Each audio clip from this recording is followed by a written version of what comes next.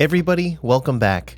I'm Yumble, and so much has happened in the Cities Skylines community. That's right, we have a new game coming up, we have a bunch of new DLC, a bunch of new mods and support for the game from all kinds of different angles, from the developer, from the publisher, from the modding community.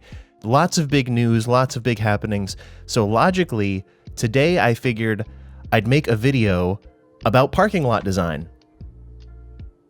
Makes sense to me. I don't know, I'm going to go with it. I've had this idea and this set of ideas kind of boring into my brain for the last couple months. And I think it's mainly because I'm surrounded by parking lots in daily life, the nature of the place that I live in. And we're going to get into that, but I really have to get these ideas out there and really see what you think about them as well. So let's get into parking lot design. This game and this community have come so far in terms of what's possible on PC as well as on console at this point. So making a parking lot is actually a bit of a trivial endeavor these days. Start with some roads. Now there's actually a vanilla decorative parking area. So there you go. You can just make a parking lot. That's great. Also, what I really recommend doing, if you're on PC, is grab the parking lot roads pack, which is kind of the quintessential. It's still probably the best option for creating parking lots. But you can use this custom road pack in conjunction with parking lot snapping. Many of you know this, but parking lot snapping just allows you can just throw it down and it all snaps. So it's very, very simple these days. Like, boom, very, very easy. But this is not really what the video is about so much. It's important to know how to create the parking lot. What I really want to discuss is how to design a good parking lot and where a parking lot is necessary and important. Now, there's a strong argument to be made for eliminating surface parking at all costs. And in the setting of, say, a downtown city core, I would absolutely agree with you. There is no downtown city core that should be overwhelmed by empty parking lots. Probably, right? You should not use land in such an irresponsible way. It's like a downtown, like a golf course. You shouldn't really have a golf course in that city area. That's kind of a waste of resources, or a waste of space. A lot of people would make a strong case for parking structures. So an underground parking garage or an above ground parking garage as a better use of space. And I would agree, but there is a point where surface parking is the only cost-effective option, especially in a car-centric place like North America. You're not going to go to your local grocery store in suburbia and park in a parking garage, generally, because that is just disproportionate in cost to the number of patrons, the number of customers visiting that grocery store or shopping area. So it's not cost-effective to always have a parking structure. Therefore, you must have parking spaces. Now, with that said, now that we can sort of hopefully accept that that we're not necessarily downtown right now and we need surface parking to function, I want to look at some parking lot designs that I think we can learn a lot from. There is a whole lot of freedom going on right here, right in this general area. A lot of freedom occurring, no doubt. But what I'm here to talk about is parking lots. Surprise, surprise. There's a lot of great examples of downtowns that have been massacred by parking, where buildings have been torn down and in their place are often vacant parking lots. That is a problem in and of itself, as I mentioned a moment ago, but that's not really what I'm here to discuss. We're going to go to my current home. I live in a suburbia surrounding Washington, D.C., so the capital. We've been here before. If you've watched videos on this channel before, then you know this area. I want to go to a shopping center that I find particularly egregious in design. So to give context, we're in the armpit of three, I want to say beautiful interchanges, but definitely three interchanges for sure. This is Interstate 66 going east-west. This is Highway 29, which is a pretty major route going east-west. And this is 28 going north-south. All three of these somewhat major routes, 66 being the most major of them, they all converge here. So there's a lot of reason to develop this area. And kudos, I like the idea of using the armpit of an interchange well. I like taking that space, and clearly someone did apartments over here.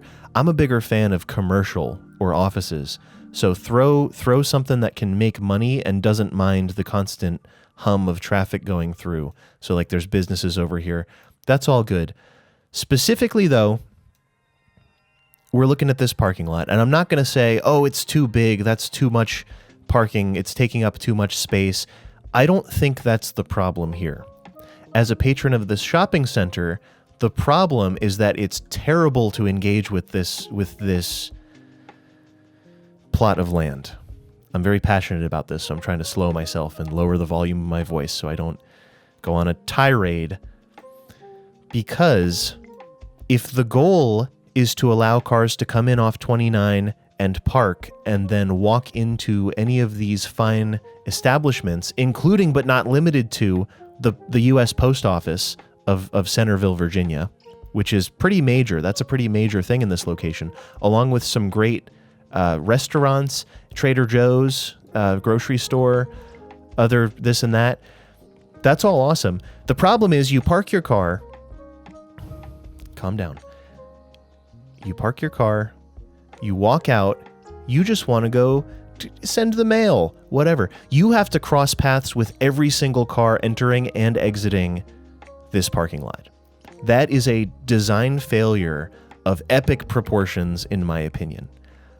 I've chalked it up to this being maybe one of the older shopping centers in the area.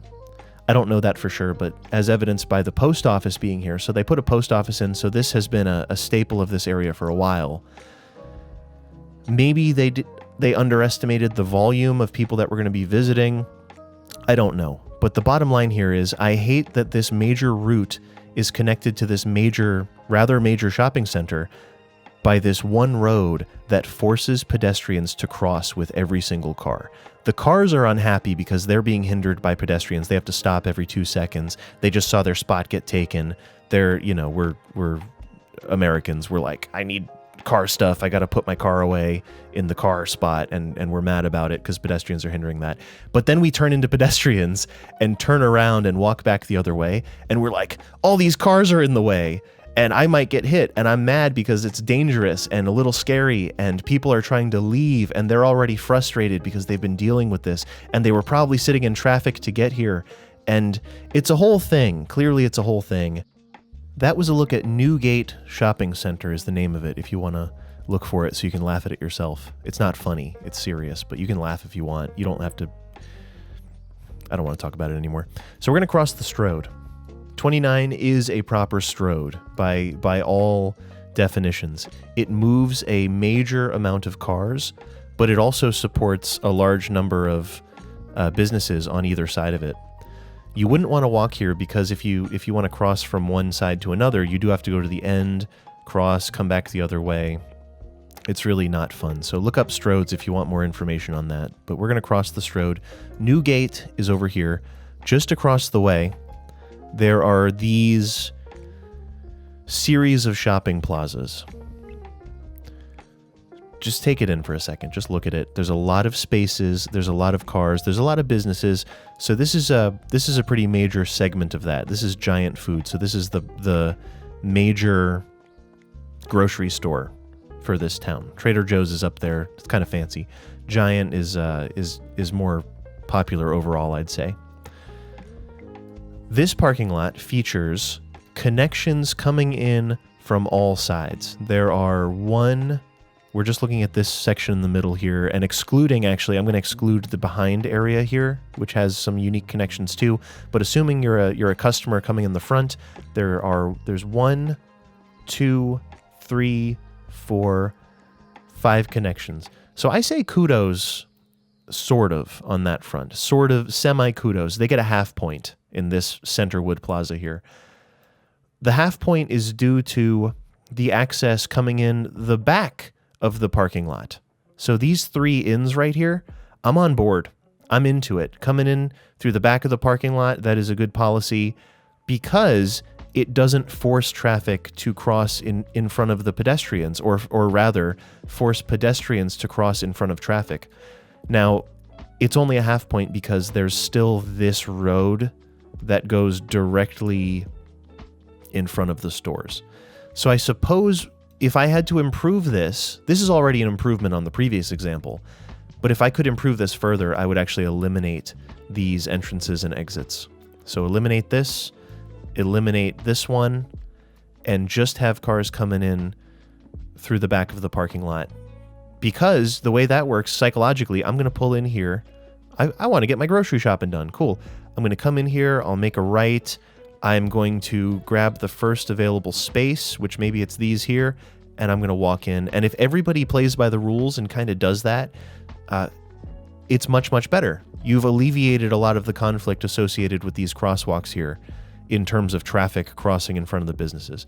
Cars should still be allowed to get in front of the business for accessibility reasons, as well as picking up certain things, deliveries and such, for customer-facing deliveries, as opposed to major deliveries at the loading dock for the businesses themselves. That should all be able to happen out front, and that's all good. So a half point for rear access, virtually conflict-free, and the rest of that half a point dissipates because of this road in front. There's still a lot of parking, but it is, I don't think it's disproportionate to the number of businesses and the draw to this area. We're actually going to go east and go to a newer mixed-use development in Fairfax, Virginia. So we're getting closer to DC now. We're getting closer to the densest part of this metropolitan area, and we're going to Fairfax Corner. So this is newer. This is a much newer development. You'll notice that it is mixed use. I believe this is apartments. This is apartments, I think, in the upstairs. This is all apartments. This is all apartments as well. So there's a lot of living within walking range of this area. You'll also notice I mentioned pushing the stores to the center to simulate a downtown atmosphere more so, and this actually succeeds as that at that goal, in my opinion. So you've got major access coming in down here. You make a left or a right immediately, and you're faced with parking options. If you come in on this kind of northwest corner here, there is a parking garage. So this is actually a big enough business. This is a big enough draw for the area that it actually has a parking garage. So that was warranted, and people decided to build that, though they're expensive. So kudos there. Love that. There's parking on all sides. And I'm not really saying more parking is better. What I want to get across here is that having a parking option the moment drivers come in, that's appealing. So these cars are grouped up next to the movie theater. They're going to the movie theater here, which is in front of this plaza. There are an abundance of parking options before you've reached the place that you're trying to ultimately get to. Or if you're going to get some food at Coastal Flats, or California Pizza Kitchen, or Ben & Jerry's. Like, a lot of good stuff here. This is a good destination. And this is sort of the U.S., this is what it looks like as we heal things, in my opinion. I don't think it's a perfect solution to the problem of car centricity or lack of transit. It's not a perfect solution, but it is a good intermediate destination to strive for as we try to improve transit and walkability and bikeability in these areas. So you see a parking spot before you hit your destination, you leave your car, you become a pedestrian, you can walk to the center safely, and there are some minor roads passing through, but it's really not bad because the majority of drivers are picking their approach. If you're real clever, I'm a logistical person. I look ahead on the GPS and I say, like, okay, what's the actual best way in? I'll ignore the GPS instructions in favor of coming up with my own game plan. And if I'm looking at this and I'm saying, let's just pick a random, I want to go to the camping store, I want to go to REI, I'm going to come in on one of these two approaches here, and I'm going to leave my car as soon as I can. I'm going to leave it here.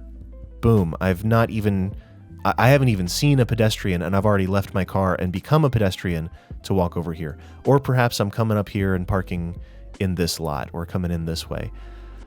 The clever among us are not going to come cross country and go through Grand Commons looking for a parking spot. There's limited reason for cars to do that, and I think that's the big picture, the big idea. And then if you can get transit to this area, that is the cherry. That's not the cherry on top. That's actually fundamental. The transit stop should actually happen before anything else, honestly. With that in mind, this is still outside the scope of the video, but I wanted to point out that Interstate 66 has the metro here. It's in between the east and west directions of 66. It's right there. That's the metro. That is the last stop on the metro going east-west. And then if you go east on it, you're going directly into the city. It's just unfortunate that that last little bit cannot make it to Fairfax Corner, which has the mall across the street, which is, I guess we can talk about the mall too. This is a dying mall. It's not a dead mall, but it is a dying mall for sure. What it gets right is that there's parking all around it, and there's a ring road. We talked about ring roads. You remember ring roads. There's a small ring road that circumvents the whole thing. With that said, there's way too much parking, and this whole thing could probably be outdoors as well. I've taken to calling malls fortresses of commerce because they're these big concrete boxes, and they're not that fun to walk around in on a sunny day. They're not that big of a destination. With the internet as a big box retailer killer, the internet does everything I need. I can research a product and buy it and have it within a day or two without having to brave this whole situation. So I think what shopping malls get right are the centricity of the stores and the walkability of it. But if you can do it in a better format that's more fun to visit and more interesting, I haven't even highlighted like what's really going on here. There's a fountain, there's a plaza, there's stuff to see, and there's stuff to walk around, and there's places to go.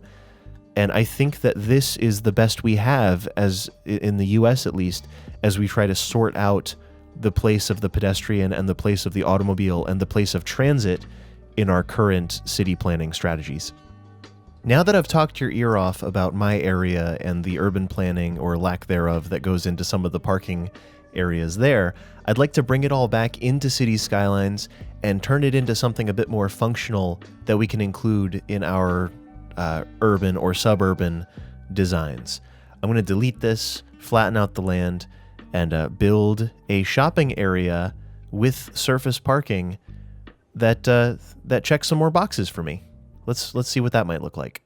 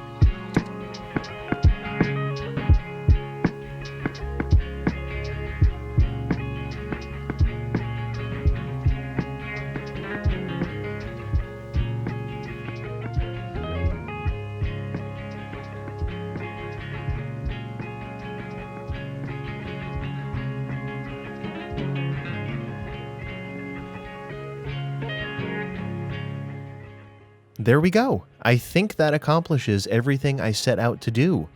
Plus, bonus transit with the metro station right in the middle. As I said earlier, I think transit is really the backbone of this type of thing. So it's important to have transit central to the area. And in this case, I think I did all right with pushing all the buildings towards the center, using this pedestrian road, of course. So this is a place for people to congregate and hang out, spend time together, spend money together. You know, it's a good economic move. Makes a lot of sense. I think Fairfax Corner does really well for itself because it has a similar design to this, though without transit. And of course, the people who come in cars are able to park. They have options on where to park, which side they want to park on, and then they can enter the place without crossing a single vehicle, or at least with the crossings minimized. Bonus points, extra bonus points, if you decide to put residential in with this. Put some residential in or put some residential around this. It's not the end of the world if you've got residential just outside of this. If there's a road around your facility, then sure, people can cross that street. It's okay. Though you want the majority of the people visiting this area to be able to park and walk into it without crossing a single car, ideally. Thanks for listening to me on this one. Thanks for bearing with. This is not my usual format, but I've had all these ideas brewing for so long, and I really have to get them out. So this is that kind of video. But everyone, thank you so much for hanging out. I'm really looking forward to the future of City Skylines. I'm looking forward to the future of this community. I'm sure I'll have more to say about the sequel, City Skylines 2, as we draw nearer to that release time. But in the meantime, we'll enjoy a few new DLCs and see what happens there. That's all I've got. Everyone, thanks for hanging out. I've been Yumble. I'll see you in the next stream or the next video.